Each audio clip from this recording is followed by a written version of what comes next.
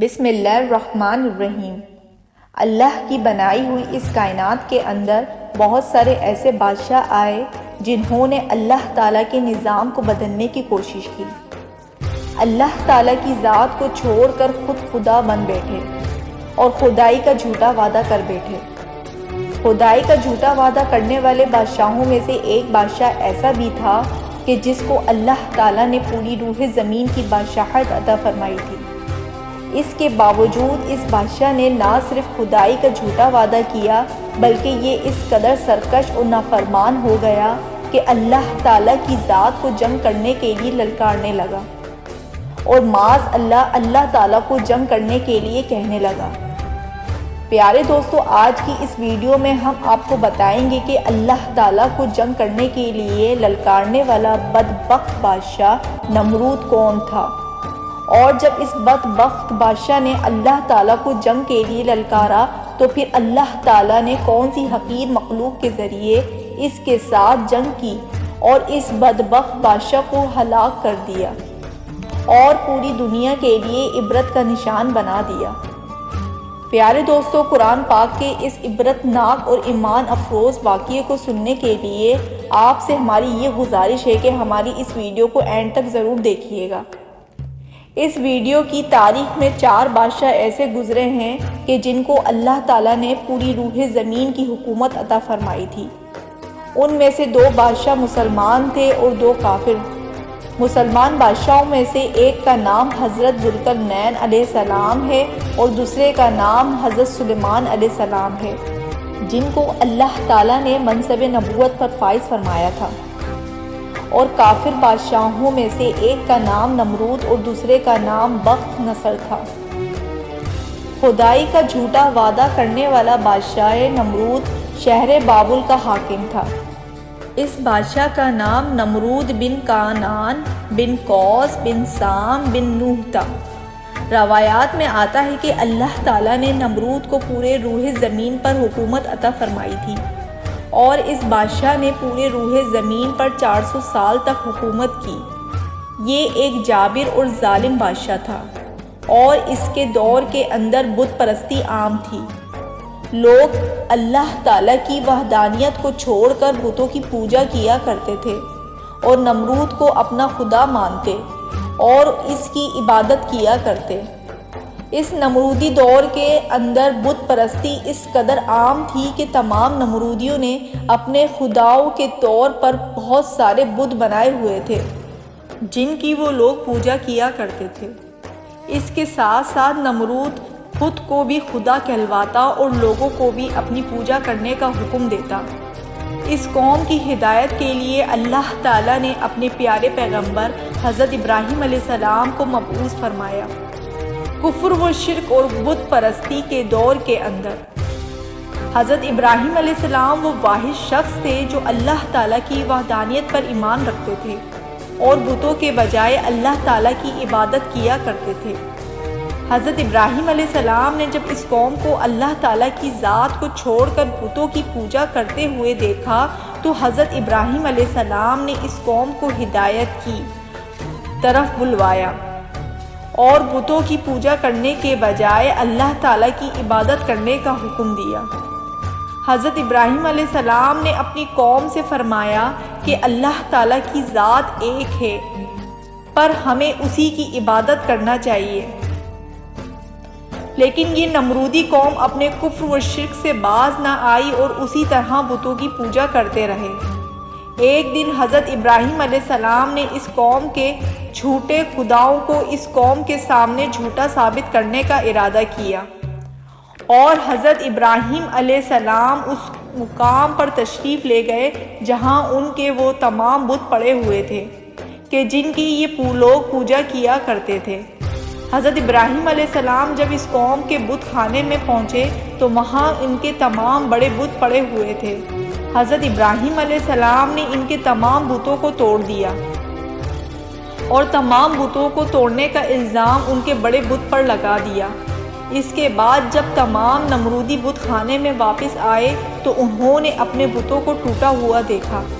نمرودی قوم اس بات کو اچھی طرح جانتی تھی کہ ہمارے اندر صرف حضرت ابراہیم علیہ السلام ہی وہ واحد شخص ہیں جو بتوں کے خلاف باتیں کرتے ہیں اور بتوں کے بجائے اللہ تعالیٰ کی عبادت کرنے کا حکم دیتے ہیں۔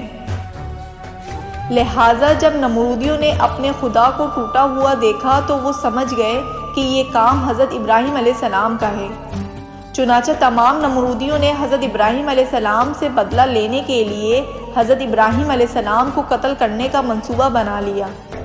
چنانچہ تمام نمرودی نمرود کے دربار میں حاضر ہوئے اور نمرود کو سارا واقعہ سنایا اور نمرود سے حضرت ابراہیم علیہ السلام کو سزا دینے کا کہا۔ اس طرح جب نمرود نے بات سنی تو وہ آگ ببولا ہو گیا اور اس نے ایک مقام پر آگ جلانے کا حکم دیا۔ نمرود نے یہ حکم جاری کیا کہ ایک وسیع میدان کے اندر آگ جلائی جائے اور اس کے اندر حضرت ابراہیم علیہ السلام کو ڈال دیا جائے۔ چنانچہ نمرود کے حکم کے مطابق ایسا ہی کیا گیا۔ دور دراز سے بہت ساری لکڑیوں کو ایک وسیع میدان کے اندر جمع کیا گیا اور ان کے اندر آگ جلا دی گئی۔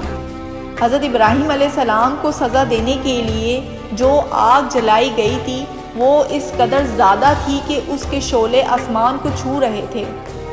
جب نمرود کے حکم کے مطابق ایک وسیع میدان کے اندر آگ کو جلا دیا گیا تو اس کے بعد حضرت ابراہیم علیہ السلام کو اس آگ کے اندر ڈال دیا گیا۔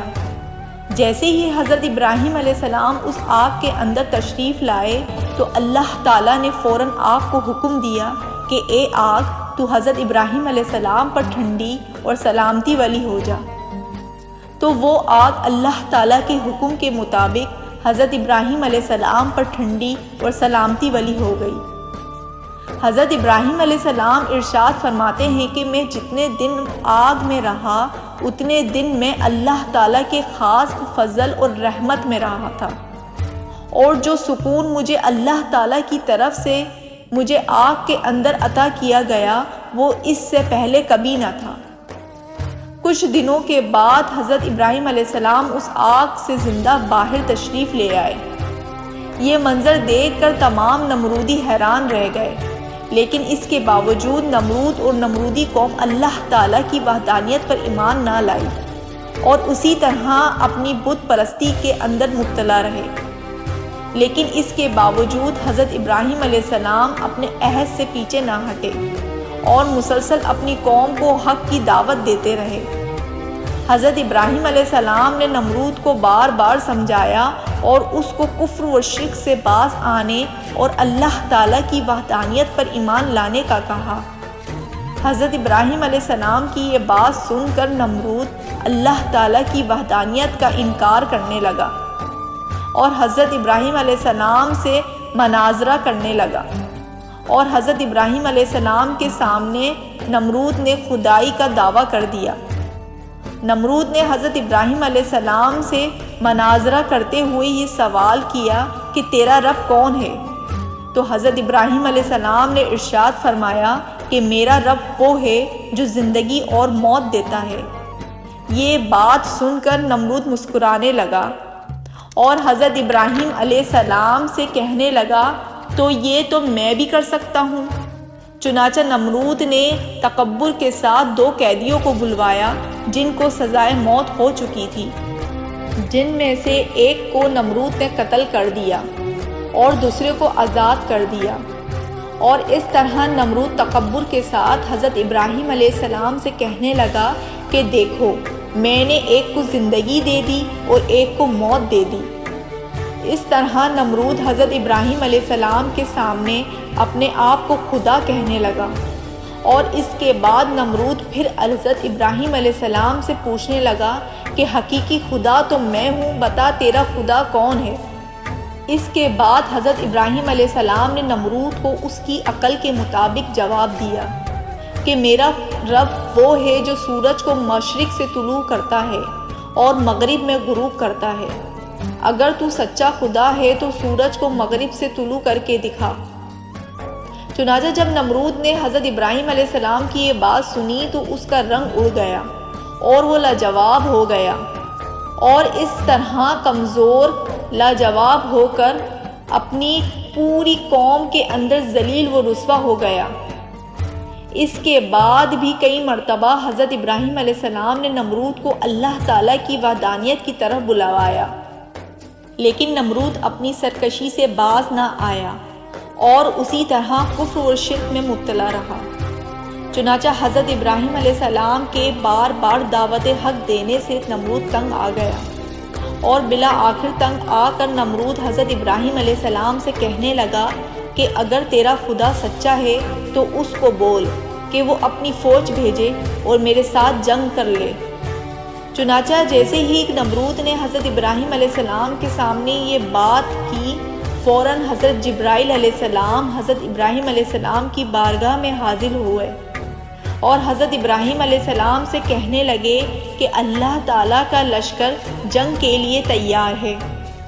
حضرت جبرائیل علیہ السلام کی یہ بات سن کر حضرت ابراہیم علیہ السلام نمرود سے یہ کہنے لگے کہ اللہ تعالیٰ کا لشکر جنگ کے لیے تیار ہے۔ حضرت ابراہیم علیہ السلام کی یہ بات سن کر نمرود حضرت ابراہیم علیہ السلام سے کہنے لگا کہ مجھے 3 دن کی مہلت دی جائے تاکہ میں اپنی جنگ کی تیاری کر سکوں۔ نمرود کو 3 دن کی مہلت دے دی گئی۔ پیارے دوستو، چونکہ نمرود کی حکومت پوری دنیا پر تھی، ان 3 دنوں کے دوران نمرود نے پوری دنیا کے بڑے بڑے جنگجوؤں کو اکٹھا کیا اور بہت سارے ہتھیاروں کو جنگ کے لیے تیار کیا۔